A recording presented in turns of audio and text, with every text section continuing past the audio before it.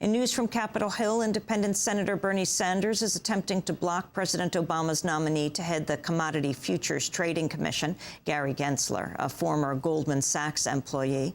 Sanders said Gensler had worked with Senator Phil Gramm and Alan Greenspan to exempt credit default swaps from regulation, which led to the collapse of AIG and has resulted in the largest taxpayer bailout in U.S. history. He also worked to deregulate electronic energy trading, which led to the downfall of Enron.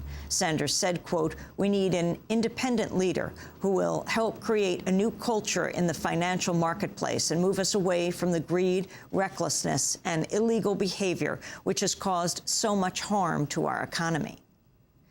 The Vermont Senate voted overwhelmingly yesterday to legalize same-sex marriage. If the bill becomes law, Vermont will become the first state to legalize same-sex marriage without being forced to do so by the courts. Meanwhile, the Boston Globe reports several other New England states are moving forward with similar bills. The New Hampshire House of Representatives is set to vote on the issue later this week. Next month, the legislative panel in Maine will hold a hearing on a bill to allow gay couples to marry, just as lawmakers did last month in Rhode Island. Same-sex marriage is already legal in Massachusetts and Connecticut. Meanwhile, President Barack Obama has nominated Neil Wolin to be Deputy Treasury Secretary and Lael Brainerd to be the Treasury Department's top official for international affairs, as well as Stuart Levy, who will stay on as the top counterterrorism official at the department. In labor news, the union Unite Here has split in two.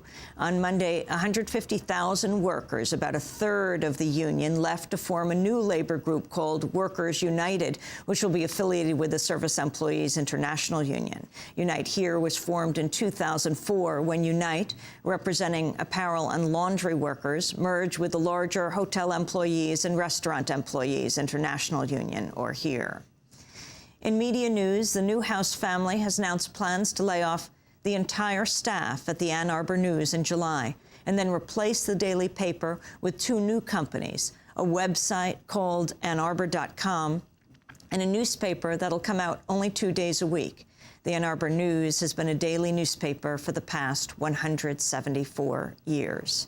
In addition, 3 daily Michigan newspapers, the Flint Journal, the Saginaw News, and the Bay City Times, will soon be published only on Thursdays, Fridays, and Sundays.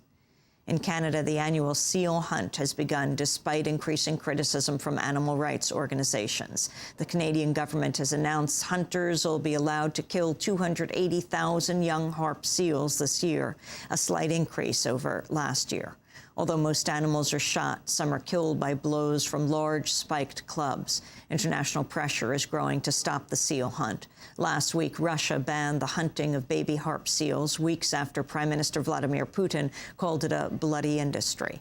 Russia's Minister of Natural Resources called sealing one of the most inhumane types of hunting in the world. And a major new study from the National Cancer Institute has found people who eat the most red meat and the most processed meat have the highest overall risk of death from all causes, including heart disease and cancer. Researchers came to this conclusion after studying the eating habits of more than 500,000 people between the ages of 50 and 71. The researchers said thousands of deaths could be prevented if people simply ate less meat. And those are some of the headlines. This is Democracy Now!, democracynow.org, The War and Peace Report. I'm Amy Goodman.